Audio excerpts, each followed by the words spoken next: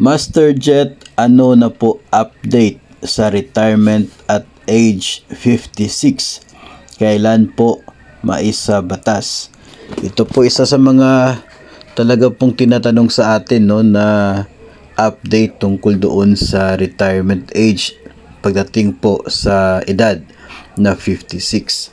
Sa ngayon ay wala naman pong pagbabago na nangyayari dito sa panukalang batas na ito.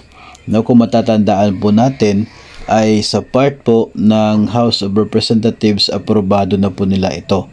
Pero doon po sa Senado ay kasalukuyan pa ring nasa pending second reading. Ito pong status ng Senate Bill number 2444. Ito po yung isang substitute bill na siya pong nagko-consolidate sa lahat ng mga Senate bills para dito sa pag-reduce ng retirement age mula po sa kasalukuyang 60 to 56 for government personnel.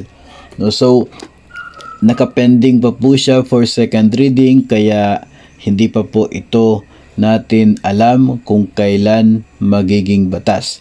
No, kasi kinakailangan po muna na ma-approve sa Senado ang panukalang batas na ito bago po magkaroon ng chance na yung dalawang bills doon sa Senado at sa House of Representatives ay mai-consider for signature of the President bago maging batas. No, sa ngayon ay ito po yung inaabangan natin at hinihintay na magkakaroon po ng pagbabago sa status na sana ay ma-approve ng mga senador para by that way ay mas mataas po yung chance na talagang maisakatuparan itong planong ito, no, na siya pong mapapakinabangan ng mga government personnel.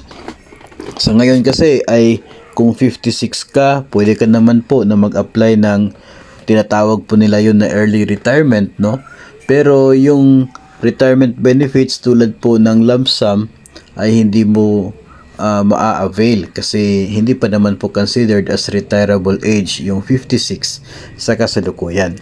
Pero kung maging batas po ito, itong panukalang batas na ito, ay kahit 56 ka pa lamang, pwede mo na ma-enjoy maging yung lump sum at pwede ka na magsimula sa pagtanggap ng iyong pension kahit 56 ka pa lang, kung pension agad naman yung option na pipiliin mo.